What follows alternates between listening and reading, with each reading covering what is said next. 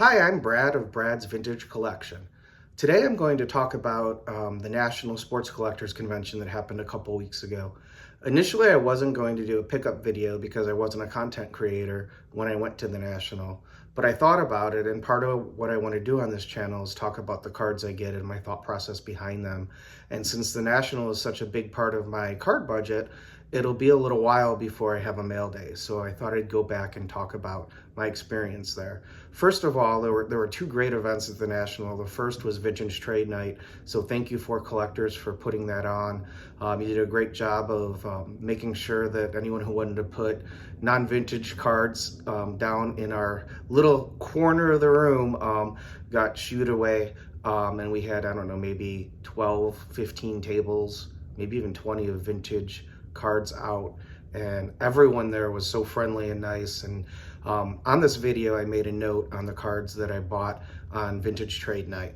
The second great event is the YouTube Get Together, and this was the third year in a row I've attended that. And I want to thank Mike Baseball Collector for putting that on. I'm sure you've heard that it was kind of not as designed, but we had a lot of fun, and the wandering band of baseball card gypsies ended up on the grassy knoll and had a good time. I met so many people at both of those events, and everyone in the YouTube community was encouraging to me as I said that I was thinking of starting posting videos. So I want to thank everyone for the encouragement. I'm not going to name everyone by name just because I met so many people, but thank you all for being so supportive.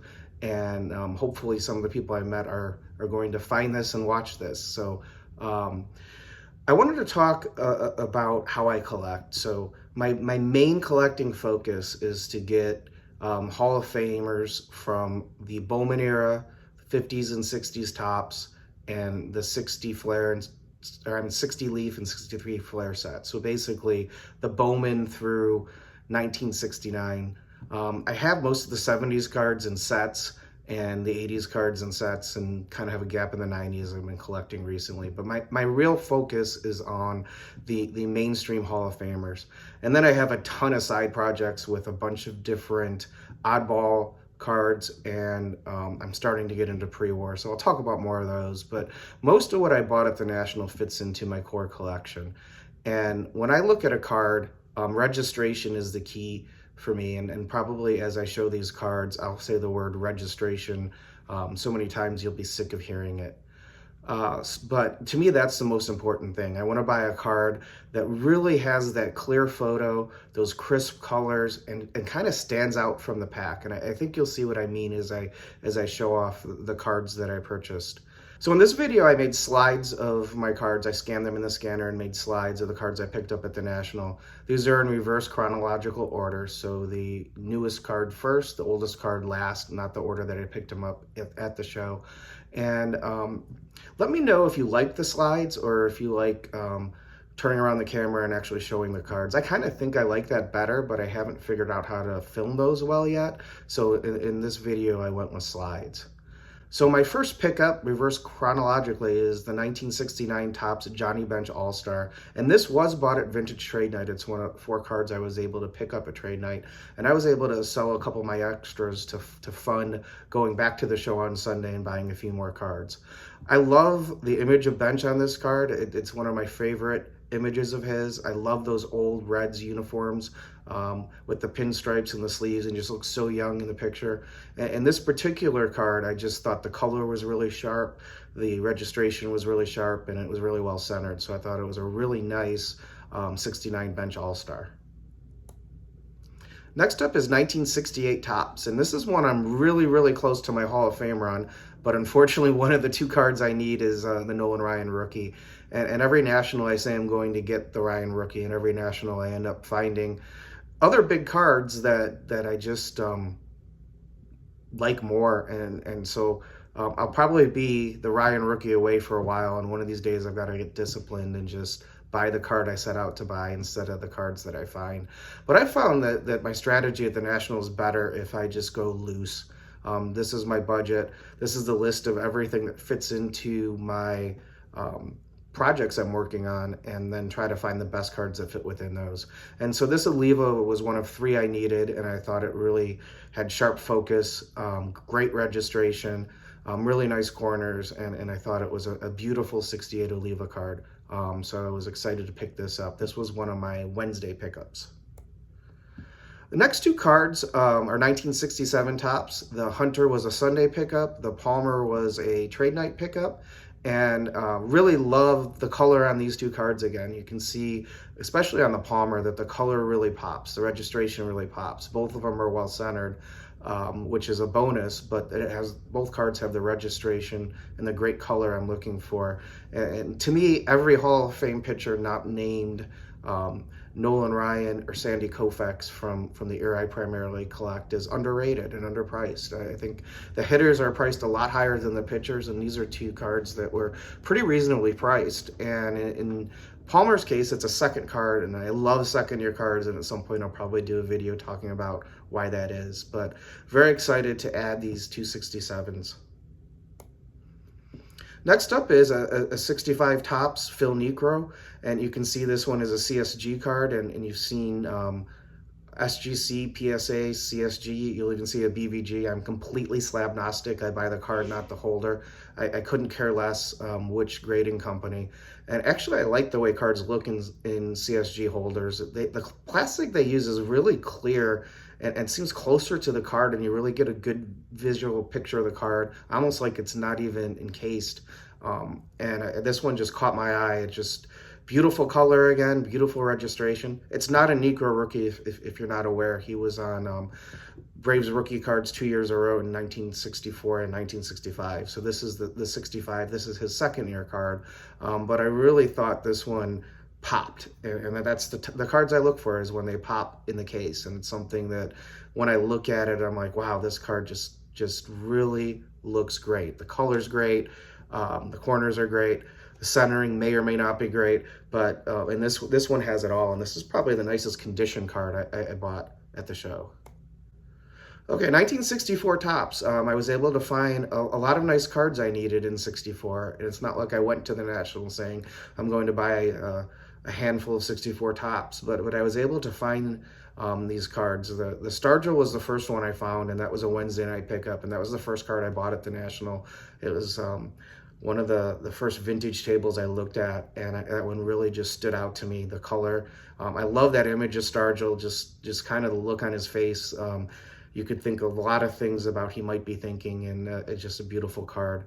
The other 3 were bought from 3 different dealers that just happened to have really nice 64s. So the Santo was a Sunday purchase, and Tim Payne was nice enough to work with me on a trade to get that card. And then the Bunning and Mazeroski were both Saturday purchases. So bought a 64 on Wednesday, Saturday, or Sunday, and I didn't go to the show on Friday.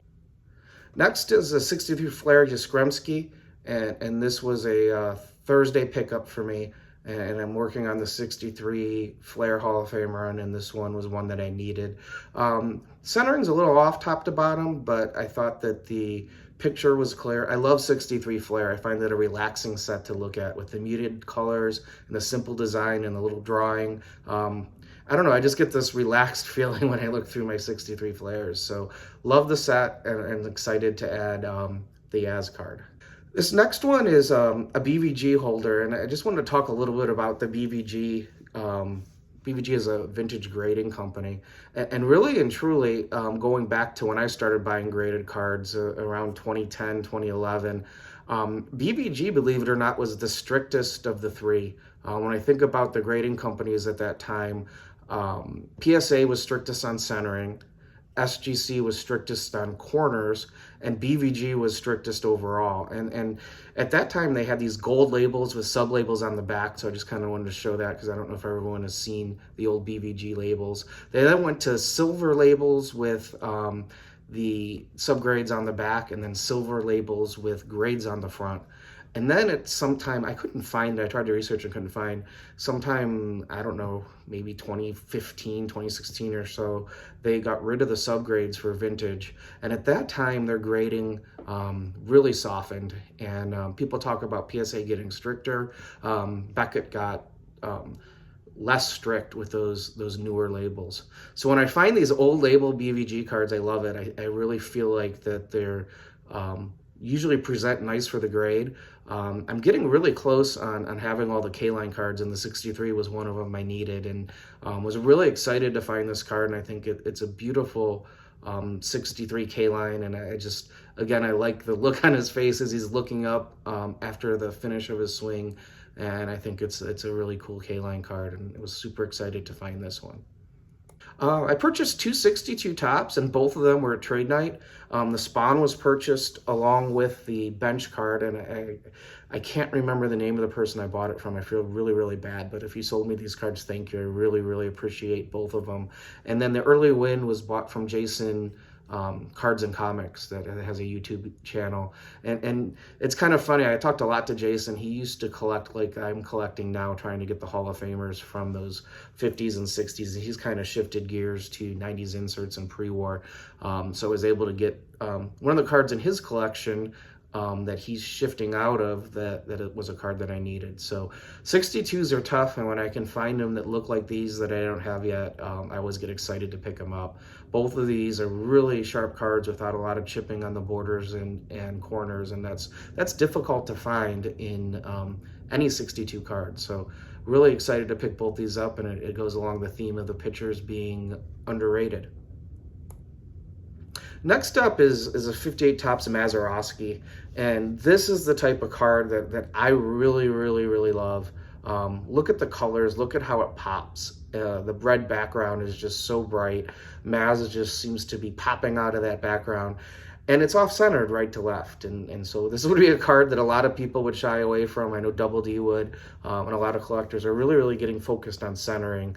But to me, give me the registration with this color, and I don't notice the centering. I just look at that picture pop, and then after looking at that picture for a while, I'll notice that it's off-center. So this is really the type of card that I try to find, where the centering is the only reason that it's maybe a 7 or maybe an 8, and the color just really, really pops. The registration's great on it, and it really looks like something you don't see all the time.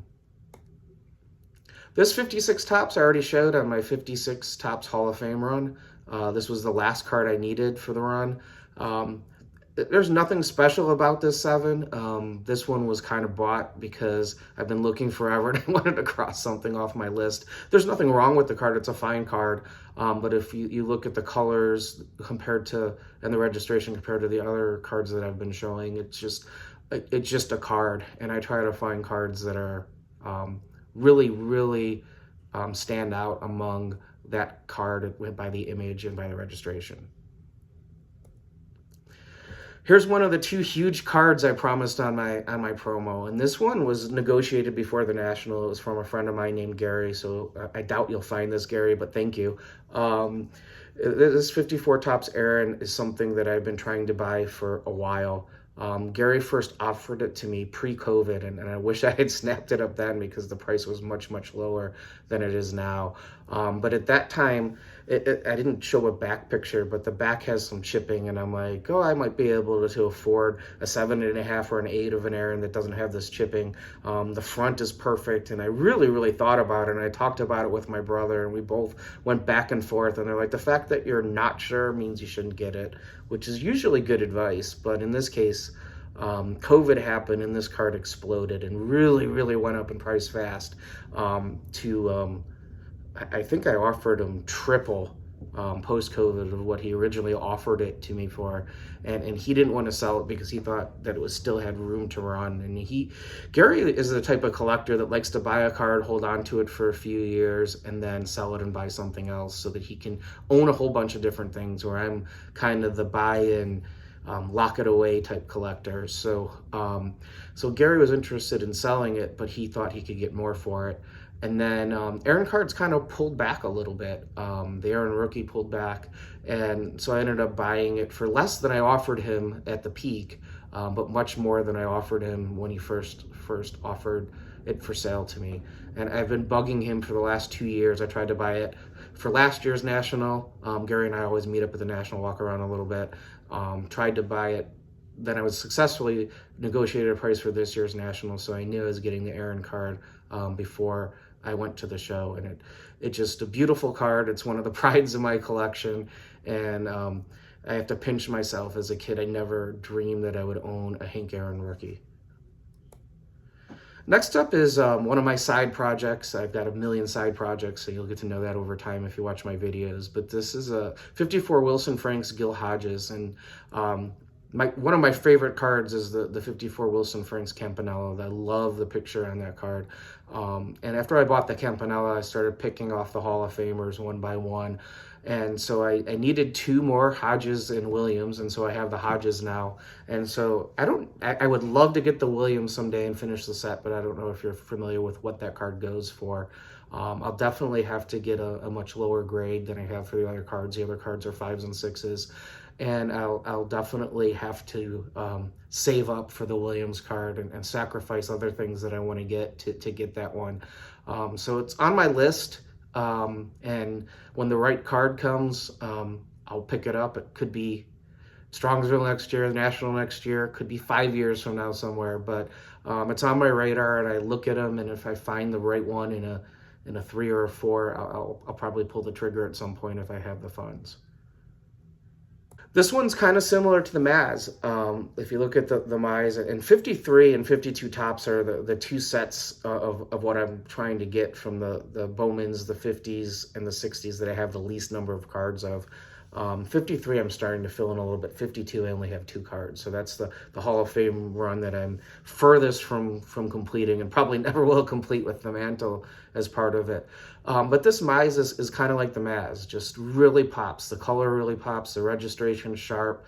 It doesn't have the chipping on the red on the bottom, but it's off center right to left, and I didn't hardly notice that it was off center as I was buying the card. I just saw that, looked at it, put it on the pile to buy, and I ended up buying the Wilson Franks, this card, and a Bear card I'll show later, all from the same dealer, and these were Wednesday night purchases.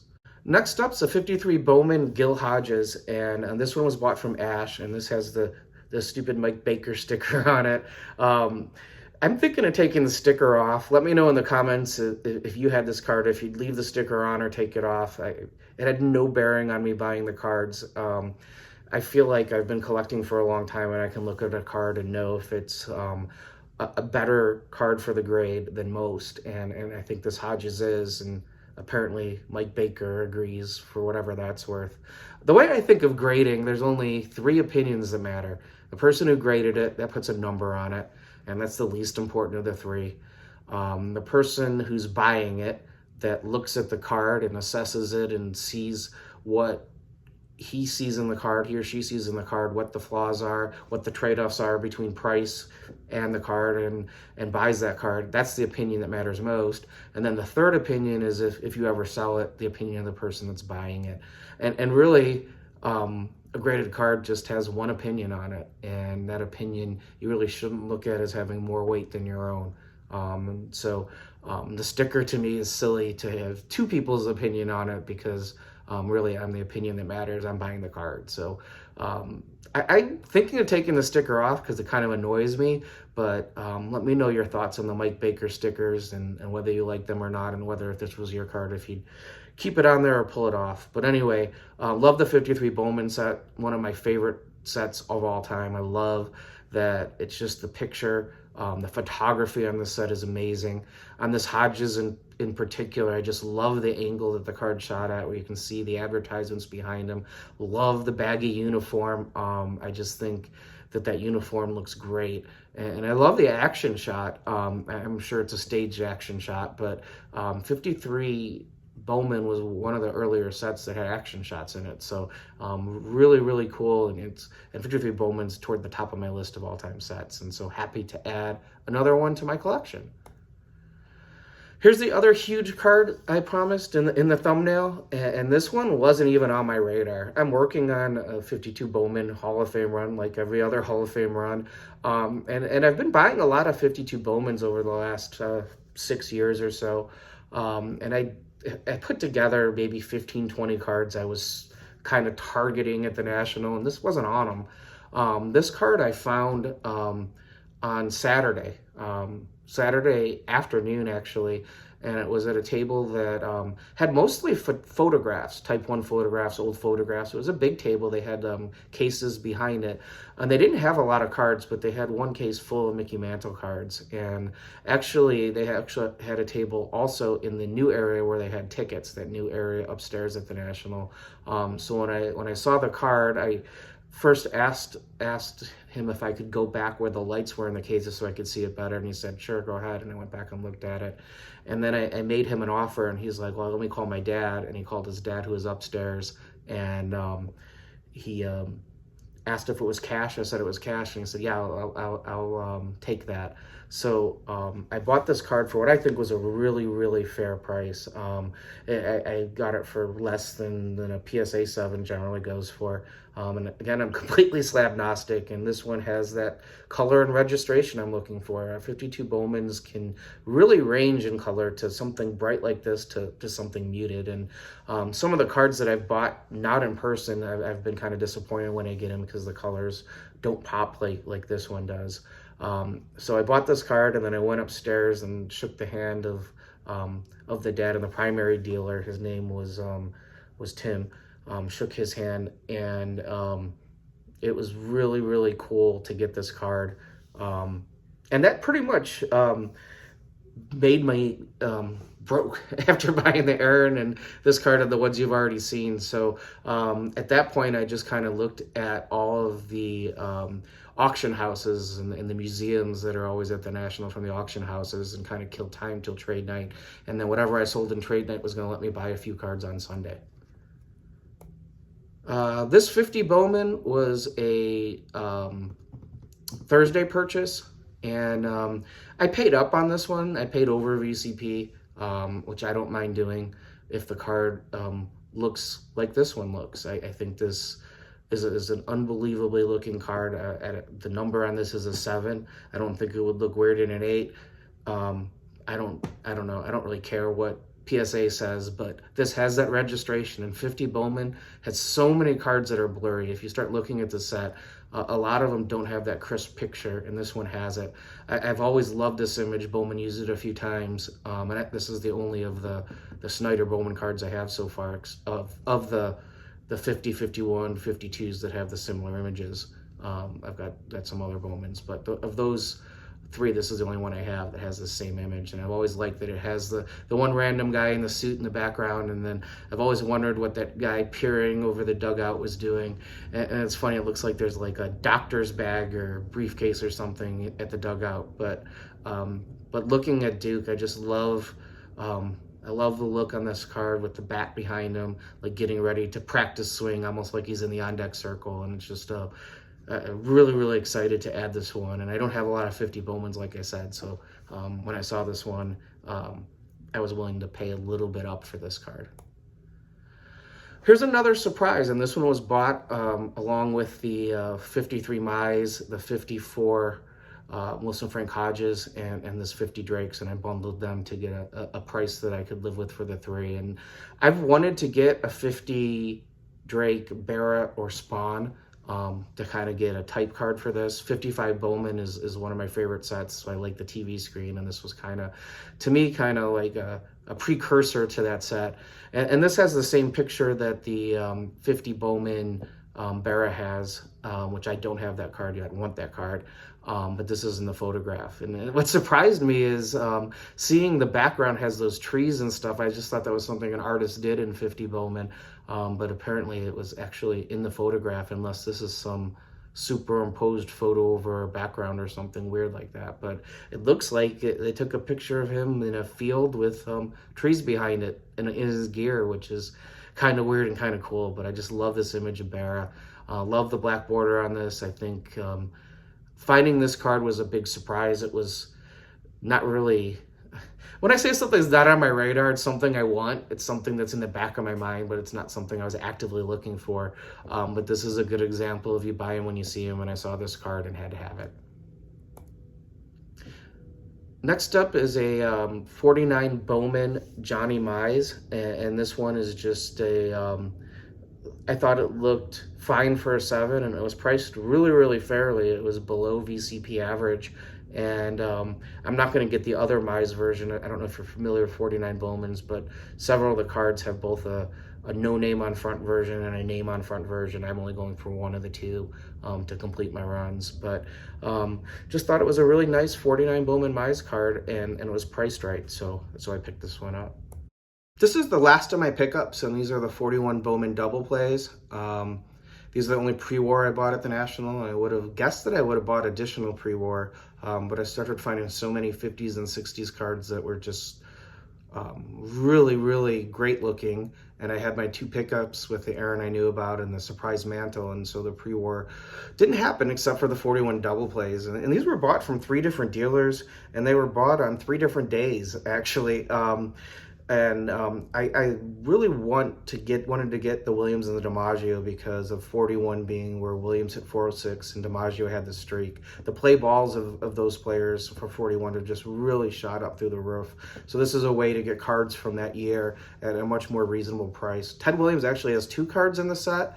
The other one is kind of an action shot where the card goes the other way around. So it's you flip the card and it's a longer, thinner picture, and it's got Williams swinging the bat as his image on it. All of these have 2 images. They have 2 different numbers on the card.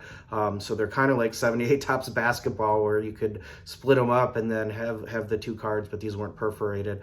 Backs are blank on these, but I like the write-ups on the front. I like the numbers on the front, and I really think the photography and printing is crystal clear on these. It really looks nice for a 41 card. The images are always clear, and I like the kind of brown tone black and white that they used for the set. I think it just looks like something from 1941. So I was excited to add all 3 of these cards. This is my first Jimmy Fox card, and getting Williams and DiMaggio from 1941, where they had those magical years, was something that I wanted to get. So if you made it to this part of the video, thank you so much for taking the time to look at my National pickups.